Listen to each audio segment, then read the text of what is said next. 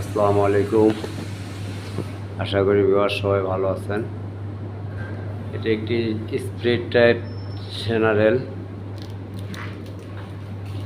Cassette tape general.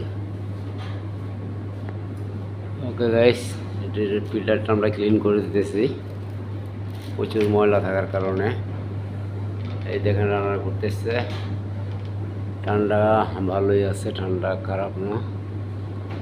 এখন আমরা দেখবো আউটডোরটার কি অবস্থা। এই যে গাইস জেনারেল 410, এখানে অনেকগুলো এসি আছে।